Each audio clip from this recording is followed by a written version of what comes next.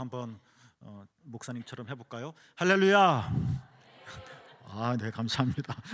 네, 고맙습니다. 자기 생각이나 감정을 잠시 뒤로 밀쳐두고 타인의 말에 귀를 우리가 기울이지 않는다면 우리는 진정한 의사소통을 할 수가 없을 겁니다. 너 나랑 좀 얘기 좀 해 하고 같은 테이블에 앉아도 우리가 서로 귀를 기울이지 않는다면 거기서 말이 통하겠습니까? 요즘처럼 많은 말이 어디 있겠습니까? 그러나 우리는 그 많은 오고 가는 말들 속에서 진정한 위로의 말을 담아내기란 쉽지 않은 세상인 것은 불가능한 것 같습니다. 요즘처럼 복잡한 관계 속에서 얼마나 많은 사람을 우리는 만납니까? 그러나 사실 그 속에서 우리는 정말 따뜻하다, 정말 힘이 되었어 라는 그러한 만남을 찾아보기는 정말 어려운 것 같습니다. 이것이 지금 우리가 살고 있는 좀 넌센스와 같은 그런 세상인 것은 분명한데요.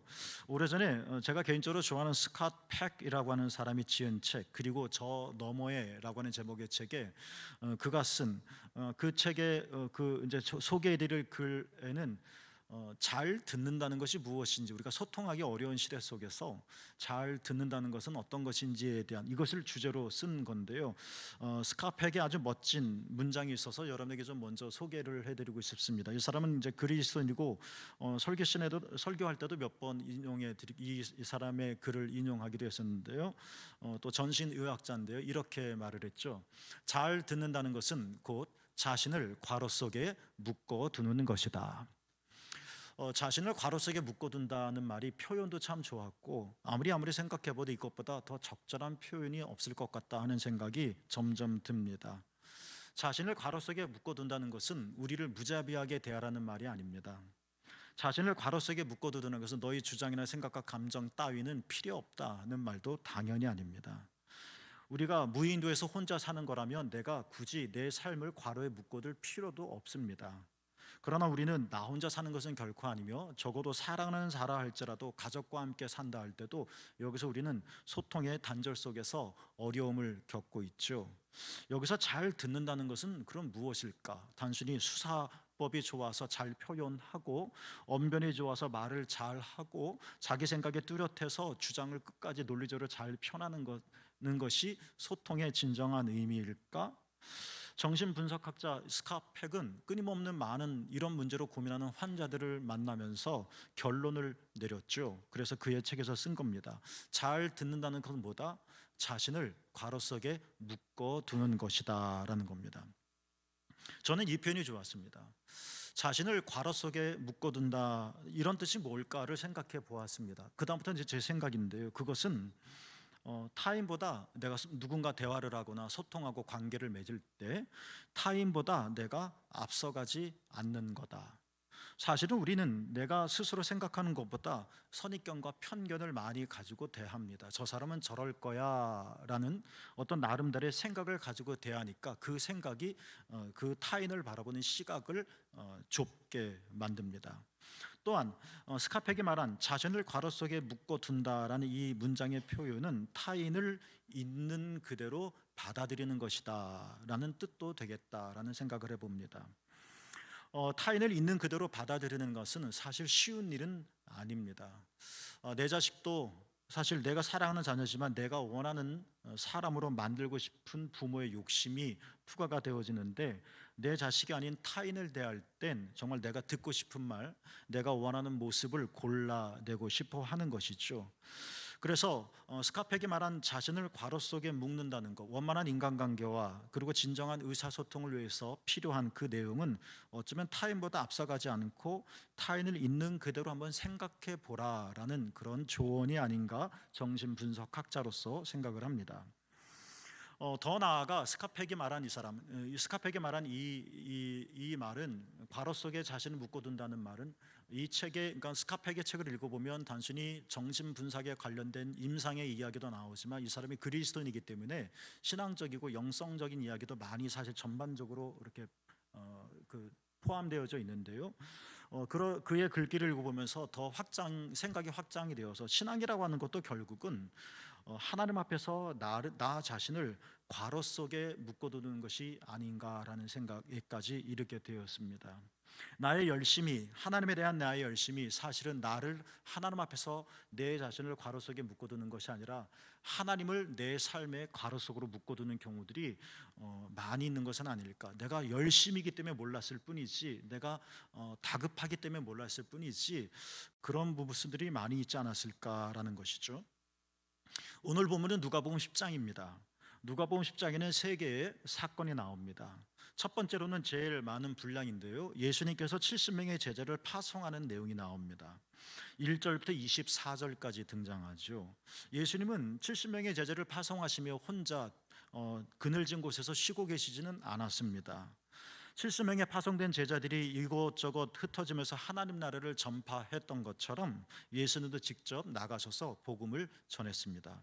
그러니까 70명의 사건 속에서 도드라진 예수님의 의도는 뭐냐면 하나님 나라를 전파하는 것이었어요. 뭐라고요? 하나님 나라를 전파하는 것. 그 다음에 나온 이후의 사건은 뭐냐면 한 율법 교사가 예수님에게 나와 무엇을 하면 영생을 얻을 수 있겠습니까? 라는 질문으로 시작합니다. 그런데 사실 알고 봤더니 이 율법 교사는 예수님을 시험하고자 하는 흑심이 있었던 것입니다. 예수님을 좀 난처하게 만들고자 했었던 것이죠.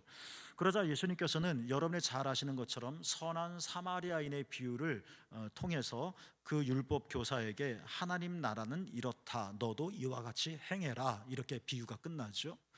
하나님 나라가 이렇다라고 가르치셨습니다. 뭐라고요? 하나님 나라를 가르치셨다. 정리해 볼까요? 누가복음 10장에 세 개의 사건이 나오는데 첫 번째 사건에서는 하나님 나라를 예수님이 전파하셨고 하루를 이렇게 쓰신 겁니다. 두 번째 율법 교사 사건 속에서는 그에게 하나님 나라를 어떻게 했다고요? 가르치셨고, 그리고 나서 예수님께서는 지금 이제 마르다와 마리아의 집에 들어간 이야기가 등장을 합니다. 자, 그렇다면 여러분, 예수님께서 마르다 마리아의 집에 왜 들어가셨을까요? 네, 우리는 충분히 상상할 수 있을 겁니다. 일과가 다 끝났기 때문에 묵을 집을 여간처럼 찾고자 하는 것도 아니었고, 식사 시간이 되어서 밥을 먹고자 함도 아니었습니다. 물론 때가 됐으니 식사도 하셔야 되겠죠. 그러나 우리는 살펴봤죠. 하루 온종일 하나님 나라를 돌아다니면서 전파하셨고, 아주 비꼬듯이 예수님을 시험하여 공격해 오던 율법 교사에게 하나님 나라를 가르쳤고, 이것이 하루 대부분 예수님께서 보내신 시간의 활용이었다면 우리는 충분히 짐작할 겁니다. 예수님께서 마르다와 마리의 집에 들어가신 그 목적도 같았을 거라는 겁니다. 뭐요? 예수님께서 마르다와 마리아에게 뭐라고요? 하나님 나라를 가르치려고 하는 목적이 컸었다라는 것입니다. 자, 오늘 본문은 예수님께서 이러한 의도를 가지고 마르다와 마리아 집에 들어갔는데 그 집에서 일어난 사건을 오늘 본문은 소개하고 있습니다. 마르다, 마리아, 같은 어머니 뱃속에서 나온 자매인데 좀 많이 성격이 다른 것 같습니다. 마르다는 우선 예수님을 안 되겠다 싶어서 예수님 피곤하시지 하면서 예수님을 대접하는 일에 온 힘을 기울였습니다. 이것은 바람직한 일이고 누가 탓할 일도 아니며, 그리고 반신앙적이거나 그런 것이 아니고 예의에도 정말 바른 행동이었죠. 그런데 예수님을 접대하고자 하는 이 거룩한 마르다의 섬김 속에서 조금씩 균열이 일어나기 시작합니다. 40절 앞부분에 보면 여러 가지 접대하는 일로 인하여 마르다가 어떻게 했다고요? 분주했다 하는 겁니다. 맞습니다. 여러 가지 접대한다. 예수님 또 언제 집에 오실 기회가 있을까요? 그러니까 오신 김에 잘 대접하고자 하는 생각에 또 딱하다 하는 안타까운 마음도 들었을지도 몰라 예수님을 잘 대접하려고 하는 욕심 때문에 음식 만드는 일로 분주했을 것 같습니다. 여기는 이해됩니다. 그런데 이 귀한 마음을 가지고 있던 마르다가 점점 균열이 틈이 넓어집니다. 나는 이렇게 분주한데 정작 그런 자신을 거들어 주지 않는 동생 마리아가 눈에 거슬리기 시작했습니다. 언니가 힘들고 언니가 손이 바쁘다면 동생이라면 도와줘야 되겠지요. 근데 이 철부지가 거들떠볼 생각을 하지 않는 겁니다. 속이 조금씩 불편하고 거슬리게 됩니다. 그러다가 마침내 마르다가 불편한 자기의 심정을 40절에 보면 예수님께 그대로 표현합니다. 예수님은 마리아가 저렇게 하는데 아무 생각도 없으신 겁니까? 라고 말이죠. 이 문장을 그대로 보면 우리의 상황 속에 우리 상황을 적용해 보더라도 그런 마리아가 얄미울 것 같습니다. 예수님의 말씀을 듣는 것도 좋지만 지금은 좀 말고 좀 있다가 다 음식 만들고 충분히 시간이 있을 텐데 라고 말이죠. 이상한 것은 여러분도 한번 생각해 보십시오. 마르다를 속상하게 한 것은 마리아였습니다. 그런데 불평은 누구에게 합니까? 예수님에게 합니다. 이것도 좀 낯선 광경입니다. 마리아가 좀 나를 좀 불편하게 만들어서 마리아 언니니까 마리아 너 이렇게 해. 이게 쉬울 겁니다. 그런데 정작 마리아에게는 한마디도 하지 못하고 괜한 예수님에게 불평을 토해냅니다. 물론 예수님의 도움이 필요했겠죠. 예수님이 한 말씀 하시는 것이 더 낫다라고 생각할 수도 있을 것 같습니다. 그렇지만 저는 이거를 또 다르게 본다면 이제 마리아를 향한 언니 마르다의 심정이 얼마나 복잡하고 불편했는지를 짐작할 수 있게 해주는 것 같습니다. 이제 이 문제 가지고 마리아에게 말하기도 싫다. 이 정도로 마르다는 지금 굉장히 불편한 감정을 가지고 있는 겁니다. 그런데 놀라운 것은 예수님께서 다 얼굴에 쓰여져 있겠죠. 마르다 봅니다. 마르다를 보시고서는 이렇게 진단을 내리십니다. 마르다야, 41절이죠. 너는 너무 많은 일로 염려하고 세번역 성경에 의하면 들떠 있구나 라고 말씀을 하신 겁니다. 이렇게 진단을 하십니다. 아니 나는 지금 예수님을 잘 섬기려고 하는데 고작 예수님께 이런 말씀을 드려야 되는 겁니까? 너는 많은 일로 염려하고 있구나. 그러니까 우리는 마르다가 예수님에게 좋은 일을 하려고 했다는 것을 잘 알고 있습니다. 그리고 예수님을 접대하는 일은 결코 반신앙적인 행동은 아닙니다. 마땅한 일입니다. 그런데 예수님에게 좋은 일을 하려 했는데 안타깝습니다. 마르다의 영혼은 이미 중심축을 잃어서 흔들리고 있다는 겁니다. 나는 좋은 의미로 교회를 하고 있는데 모르겠습니다. 내 영혼은 점점 단단해져야 되는데 흔들립니다. 설교를 하는 저가 바로 그 모습을 자주 보지요. 설교를 한다는 것은 얼마나 귀한 일입니까?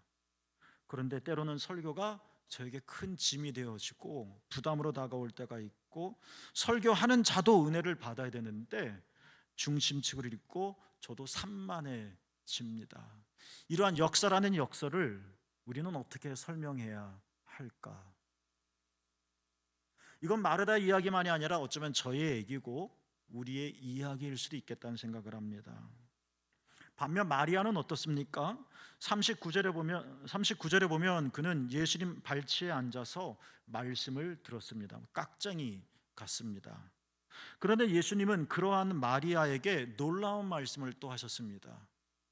마리아는 좋은 몫을 택했다. 마리아는 좋은 몫을 택했기 때문에 42절에 보면 아무도 마리아가 택한 좋은 몫을 빼앗지 못할 것이다. 예수님의 마르다와 마리아에 대한 이러한 진단과 평가가 정작 대상이 바뀌어져야 될 것 같은데 이상합니다. 얄밉도록 일 하나 거들어주지 않고 그저 예수님 앞에 말씀을 듣는다는 것을 탓하는 게 아니라 상황 판단을 못하는 것 같은 얄밉기 짝이 없는 마리아에 대해서는 예수님께서 그렇게 칭찬하셨던 반면 주님을 초청하고 예수님에게 잘 대접하고 싶은 예수님이니까 얼마나 기특해요. 그런데 그런 마르다의 섬김에 대해서는 내가 많은 일로 염려하고 있구나, 중심축을 잃어버려 사정없이 흔들려버리는 진단을 내리신 이 마르다와 마리아를 우리는 어떻게 바라보고 읽어야 할까? 예수님께서 뭘 말씀하시려고 하는 것일까입니다. 분명한 것은 마르다의 봉사와 마리아의 듣기 중 어느 하나가 옳거나 더 가치가 있다는 것을 오늘 본문이 우리에게 말하려고 하는 것은 아니라는 것입니다. 기독교 영성의 역사를 보더라도 어떤 이에게는 마르다의 봉사가 적합하여서 또 다른 이에게는 마리아의 영성이 딱 맞아서 신이 나는 사람들을 봅니다. 어떤 사람은 가만히 촛불을 켜놓고 성경을 묵상하고 읽으면 그것이 너무너무 좋아서 시간 가는 줄도 모르고 은혜를 팍팍 받는데, 어떤 사람은 성경이 왜 이렇게 달콤해 잠만 부르는지, 어떤 사람은 교회에서 손 옷소매 걷어 올려 붙이고 이 일 저 일 뛰어다니면서 일하면 막 생기가 나는데, 그런 사람도 있고, 영성의 종류는 다양하며 소위 마르다의 영성과 마리아의 영성은 차별을 말하는 것이 아니라 이 사건이 우리 모두에게 둘 다 소중한 것입니다. 그렇다면 똑같은 질문을 하는 건데요, 이 이야기를 통해서, 이 사건을 통해서 마르다와 마리아의 차이는 무엇이 만들었을까를 생각해 보는 겁니다. 왜 나는 설교를 하면 할수록 지치는 걸까? 왜 나는 묵상을 이렇게 하는데 여전히 나는 은혜가 없는 걸까? 나는 교회를 좋아하는데 왜 나는 힘을 잃는 걸까? 이를테면 그렇다는 겁니다. 저는 이 마르다 마리아 이야기를 묵상하면서 마르다 마리아가 같은 엄마 뱃속에서 태어난 한 자매라고 하는 동일성도 있음과 동시에, 그러나 분명히 마르다와 마리아는 다른 존재라고 하는 그런 것들을 생각해 보며, 마르다와 마리아는 한 예수님을 보면서도 예수님의 다른 모습을 본, 다른 시각을 우리에게 알려주는 것 같다라는 생각을 해봤습니다. 이런 겁니다. 마르다는 생각합니다. 문을 열고 들어오는 예수님의 얼굴을 보는 순간 먼지투성이요, 머리는 단정되지 못하고 휘날려 버리고 엉클어지고, 하루 종일 수많은 사람들을 찾아가며 환영받지 못하는 사람들에게 하나님의 말씀을 전하니 피곤하시고 지쳤을 그런 예수님의 얼굴을 보았을 겁니다. 똑같은 일이라도 반나절 여러분 밖에서 그렇게 생활한다면 진짜 파김치가 되었겠죠. 그리고 많은 학자들이 얘기한 것처럼 예수님이 마리아의 집에 들어왔었을 땐 이미 저녁 때가 되어서 얼른 그런 예수님을 얼굴을 보면서 마르다는 생각했을 겁니다. 얼마나 피곤하셨을까? 얼굴을 보면 내가 알 수 있어. 저녁 때가 되어졌지, 예수님에게 저녁 식사를 얼른 맛있게 해드려야지 라고 생각했을런지도 모르겠습니다. 이를테면 마르다는 예수님의 육체의 굶주림을 본 겁니다. 저는 다시 정리하지만 마르다의 이러한 시각이 틀렸다고 말하라는 것은 아닙니다. 마르다가 눈이 뒤집혀서 잘못 봤다는 이야기가 아닙니다. 예수님에 대한 기특한 마음이 있어서 식사를 대접해야 하지 않은 이 열망이 솟아났다는 건 정말 귀한 것입니다. 그런데 문을 열고 들어오는 예수님의 얼굴 속에서 마르다는 뭘 봤느냐면 예수님의 육체의 굶주림만 봤다는 겁니다. 그렇지만 마리아는 어떻게 했을까요?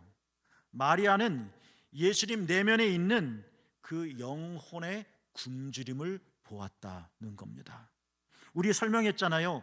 예수님이 하루 종일 왜 이렇게 돈도 안 받고 에너지를 쏟아내며 때로는 믿지 않은 사람에게 구박도 받으면서까지 전도하셨을까?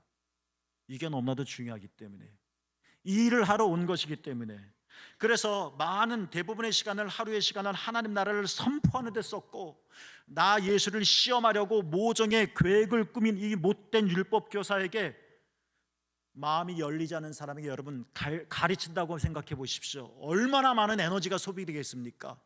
내가 하는 말을 받아들일 생각이 없는 사람들에게 뭔가를 말한다고 해보십시오. 얼마나 쉽게 지치겠습니까? 그런데 예수님은 그 율법 교사를 무관심하게 뒤돌아서지 않고 선한 사마리아인의 긴 비유를 차근차근 말씀해 주셔서 이게 하나님 나라에 가르치셨고, 우리 설명했잖아요. 마리아는 그거를 안 겁니다. 마리아는 예수님이 육체적으로 배고프시다는 것을 몰랐기 때문이 아니라 예수님이 굶으시고 허기시셨다는 것을 알았지만 진짜 예수님께서 원하시는 것이 무엇인가? 마리아는 그것을 간파한 것이 아니었을까?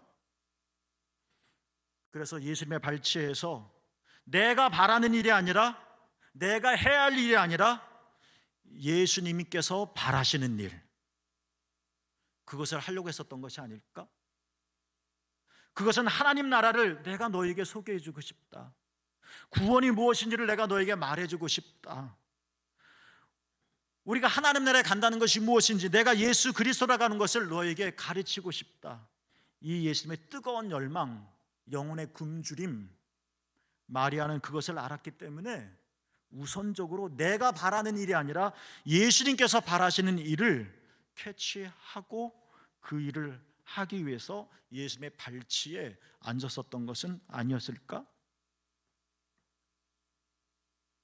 그러니까 마르다와 마리아는 하는 일의 차이만이 있는 것이 아니라 예수님을 바라보는 방식에 있어서도 달랐던 것입니다. 마르다는 자신의 눈으로 예수를 바라보았다면 마리아는 예수님의 눈으로 예수님을 바라본 것입니다. 소개해드렸던 스카펙의 말을 인용하면 마르다는 예수님을 마르다의 괄호 속에 묶어 놓았다면 마리아는 예수님에게 예수님 자신의 삶을 예수님의 괄호 속에 묶어 두었다는 것입니다. 이 차이라는 것입니다. 어쩌면 이 차이가 지금 우리를 말하고 있는지도 모르겠습니다. 내가 설교를 하느냐, 내가 설교를 듣느냐, 내가 찬양을 하는 사람이냐, 나는 다른 일을 하는 사람이냐, 그 하는 일의 차이가 내 영혼의 상태의 차이를 만드는 것이 아니라 다 소중한 영성이니까 그 일을 내가 무엇을 위해 하느냐, 어떤 눈으로 바라보느냐, 어디에 괄호를 묶느냐, 이 차이가 설교를 하면서도 지치는 자가 될 수도 있고, 내가 교회를 하면서도 더 생기를 얻는 자가 되어질 수도 있고, 내가 예배를 드리면서도 시무룩한 자가 되어질 수도 있고, 내가 하나님을 찬양하면서도 마음이 부글부글 끓는 자가 되어질 수도 있고. 여러분, 이후 마리아는 어떻게 되었을까? 발치 앉아서 예수의 말씀을 들었던 마리아, 궁금하시죠? 이 마르다 마리아 이야기는 요한복음 11장과 12장에서도 나옵니다. 11장에서는 잘 아시는 것처럼 죽은 나사로가 살아나는 이야기입니다. 고향이 베단입니다. 나사로의 여동생들이 마리아와 마르다입니다. 그들은 오빠 나사로의 죽음 때문에 분통해하고 힘들어하고 있었습니다. 그러나 예수님께서 무덤에서 나사로를 살리시는 놀라운 일, 내가 믿으면 하나님의 영광을 볼 것이다, 그들은 실제로 체험을 했습니다. 흥분합니다. 12장 똑같이 이 나사로, 마르다, 마리아의 집 베단이 배경을 하고 있는데요, 다시 살아난 나사로가 예수님을 초청합니다. 그리고 몇몇 사람들도 옵니다. 그때 무슨 일이 일어났나요? 마리아가 말이죠, 다른 복음에서는 약간 좀 달리 표현하지만 적어도 요한복음 12장에서는 이 마리아가 나사로의 동생 마리아임을 밝히고 있는데요, 그 마리아가, 발치에 앉아서 예수님의 말씀을 듣던 그 마리아가 어떤 일을 일어났죠? 순전한 나드 향유를 가지고 와서 예수님의 발에 붓습니다. 자기 생각을 탐했던 가룟 유다는 마리아에게 이 바보 같은 사람아, 그 향유를 300데나리온에 팔아 가난한 사람에게 주는 것이 더 낫지 않겠느냐, 왜 낭비하냐 하고 호되게 꾸짖었죠. 앞뒤 배경을 모르면 가룟 유다의 말이 옳다라고 생각할 겁니다. 그러나 예수님은 어떻게 말씀하셨죠? 마리아를 칭찬하셨습니다. 왜요?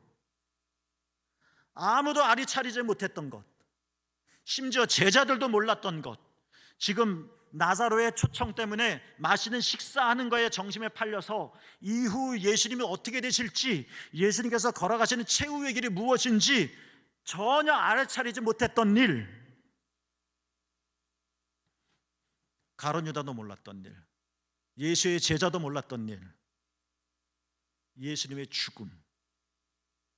죽음을 이 마리아는 알고 그 죽음을 준비했다 라고 마리아를 축복하셨습니다. 자, 우리는 이런 질문을 지금 드린 겁니다. 오늘 본문에서 예수님께서 마르다 마리아 집에 들어오셨습니다. 마르다는 선한 일을 했습니다. 그런데 이상합니다. 예수님을 위해 일을 하는데 그의 마음은 자꾸 흩어집니다. 예수님을 위해 뭔가를 섬기는데 그의 마음은 자꾸 찢어집니다. 상식적으로 보면 마르다는 얄미운 여자인 것 같은데, 그런데 예수님은 제일 좋은 걸 선택했다, 빼앗기지 않을 거다라고 축복하셨습니다. 그 차이는 뭘까? 왜 우리는 신앙생활하는데 침울해지고 왜 누구는 신앙생활하는데 더 생기가 돋는 걸까? 이런 질문을 했습니다.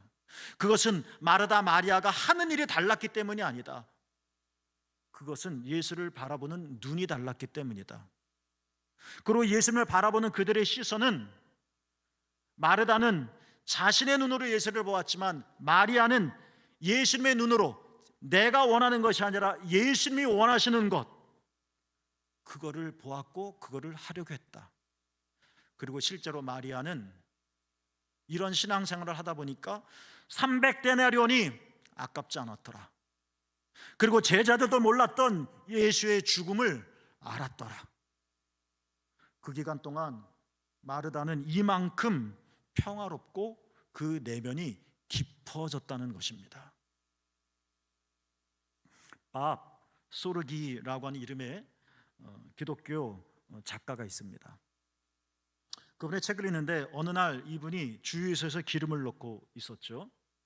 그런데 하나님께서 부드럽게, 그런데 매우 날카롭게 자신을 꾸짖는 듯한 느낌이 들었다고 합니다. 마치 하나님께서 자기에게 이렇게 말씀하시는 것 같다는 거. 밥, 너는 주유소를 찾듯이 내게 오는구나. 무슨 생뚱맞은 말씀하시는지 이게 처음엔 전혀 이해가 되지 않았죠. 근데 왜 이런 말씀을 들려주셨을까 하고 곰곰이 생각해 봤죠. 밥소르기는 운전을 무척 좋아했다고 합니다. 그러나 주유소는 좋아하지 않았죠. 왜요? 돈이 들잖아요, 기름을 넣으려면. 그렇지만 좋아하는 운전을 하려면 싫든 좋든 주유소에 가서 기름을 넣어야 하죠. 아하, 깨달은 겁니다. 마치 하나님께서 나를 이렇게 흔드는 것 같다. 밥, 너는 너의 피로를 채우려고 기도의 자리에 나오는구나. 그리고 기도를 통해 재충전을 하면 그 힘으로 다시 내가 내 인생에서 제일 좋아하는 것을 쫓으려고 나가는구나. 그러니까 밥이 주유소를 찾아오는 것은 하나님이죠. 주유소가 좋아서가 아니라 얼른 기름 넣고 자기가 제일 좋아하는 드라이빙을 하려고 하는 것, 이걸 느꼈다는 겁니다. 사랑하는 사람들께 여러분이 준비하는 식사가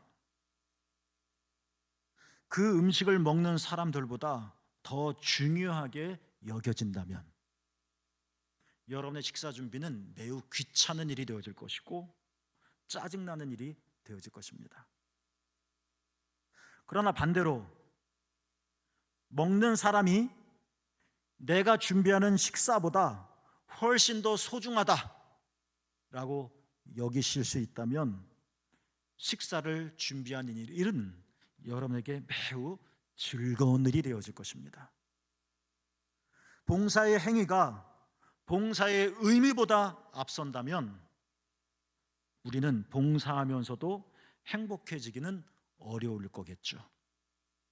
양창순이라고 하는 정신의학자가 있는데, 이 사람이 쓴 책, 오래된 책이죠. 사랑을 느낄 때 던져야 할 질문들이라고 한 책 한 소절에 이 사람이 이런 말을 합니다. 내가 필요함으로 널 사랑해 라는 말이 있고, 널 사랑함으로 네가 필요해 라는 말이 있는데, 이 두 문장은 매우 비슷해 보이나 사실은 전혀 다른 말이다. 같은 행동이라도 목적과 의도가 다르면 다른 행동이 됩니다. 내가 나무에 올라가는 똑같은 행위를 했어도 사나움 짐승 때문에 무서워 나무 위로 올라가는 행동과 넓은 전망을 보기 위해서, 아름다운 풍광을 보기 위해서 나무에 올라간 것은 분명히 다른 것입니다. 나무에 올라간 것은 똑같지만 하나는 두려움과 공포 때문에 도망간 것이고, 다른 하나는 넓은 마음을 갖기 위한 것입니다. 내가 필요함으로 널 사랑해. 이거는 자기 필요와 욕구 충족을 위한 사랑이고, 이것은 사랑이 아니며, 그래도 사랑한다면 권태와 실망이 닥칠 겁니다. 반대로 너를 사랑해서 내가 필요해 라는 말은 사랑하는 것만으로도 만족하다는 겁니다. 다른 게 필요 없는 겁니다. 그냥 당신이 좋다는 것만으로도 나는 기분이 좋아진다는 것입니다. 저는 신앙을 이렇게 정리해 보고 싶습니다. 우리는 어느 날 하나님 앞에 누구나 다 서게 될 텐데, 나는 열심히 살았어, 나는 샘물교회 다녔지, 나는 하나님 위해서 이런 일을 했어, 내가 몇 번 예배를 빠지기는 했지만 그래도 다른 사람보다 못하지는 않았어, 하나님도 이것을 인정해 주실 거야 하며 마지막 시간의 끝자락에 섰을 때, 나는 제대로 신앙생활을 해왔지 생각했는데 마지막 시간의 끝에서 그렇지 않음을 알게 되었을 때 우린 얼마나 억울하고 화가 나며 후회스러울까요? 아, 잘못했구나 하고 지우개를 쓱쓱 지워버려서 다시 살 수만 있다면 그런 후회쯤이야 상관없지만, 다시 살 수 없는데, 그걸로 끝인데, 그러니까 지금 내가 제대로의 걸음을 걸어가고 있는지는 마지막 날에 생각할 일이 아니라 걷는 순간순간 우리는 생각을 깊이 해야 할 것입니다. 나는 진짜 제대로 걸어가고 있는 건가? 나는 지금 잘 신앙생활하고 있는 건가? 내가 생각하는 신앙이라는 것이 올바른 건가? 신앙이란 어떤 것일까? 스카펙의 말을 빗대어 이렇게 표현하고 싶습니다. 신앙이란 하나님 앞에서 여러분 자신을 괄호 속에 묶어두는 것이다 라고 말이죠. 주님은 우리가 주님을 필요로 여기는 것이 아니라 우리가 주님을 사랑하기를 원하십니다. 주님을 필요로 쫓아다니면 우리는 그 주님 때문에 언젠간 권태에 빠지게 될 것입니다. 그러나 주님을 사랑하기 때문에 쫓아다닌다면 주님 자체가 필요하다는 것을 우리는 알게 되어질 것이고, 마지막 우리는 그 시간에 이를 때까지 우리는 생기롭게 살게 되어지겠죠. 우리들 주변에 얼마나 많은 소음들이, 그리고 내 안에서 얼마나 많은 거친 기분 나쁜 소음들이 나를 혼란스럽게 만드는지, 나는 열심히 달려가다가도 문득문득 내 안에 드는 생각과 감정의 요동침 때문에 멈추거나 중단하거나 옆길로 빠지는지. 여러분, 어렸을 때 팽이 돌리기쯤 한번 다 해보셨겠죠? 저도 어렸을 때 팽이를 돌리는데 바닥은 굴곡지고 때로는 돌 많은 흙이었고, 그러나 거기서 힘껏 팽이를 돌리면 팽이가 중심축을 잃지 않고 회전하면 팽이의 위에 있는, 멈췄을 때는 촌스러웠던 그런 색깔들이 팽이가 막 돌면 그 순간 그 색들이 합쳐져서 얼마나 아름다운 색깔을 뽐내는지 여러분 기억하시죠? 우리의 삶도 마찬가지입니다. 팽이가 회전하는 이 굴곡진 바닥처럼 우리의 삶의 터전도 울퉁불퉁 하겠죠. 그러나 그 속에서도 우리가 중심축을 잃지 않는다면, 그래서 회전만 할 수 있다면, 봉사를 하든 발끝 발치에 앉아 말씀을 듣든 또 다른 어떤 것을 하든 중심축을 잃지 않는다면, 주님을 내 삶의 괄호로 묶어두는 것이 아니라 주님에게 내 삶을 괄호로 묶어두고 그분 중심으로 내가 회전만 할 수 있다면, 내 인생의 색깔이 빛바래고 멋진 파스텔 색깔도 아니지만 지워진 부분도 많이 있지만, 그러나 우리가 중심축을 잃지 않고 회전할 수만 있다면 우리도 아름다운 색깔을 발산할 수 있을 것입니다. 여러분이 예수 그리스도로 말미암아 그렇게 되어지기를 주님의 이름으로 축복합니다. 기도하겠습니다.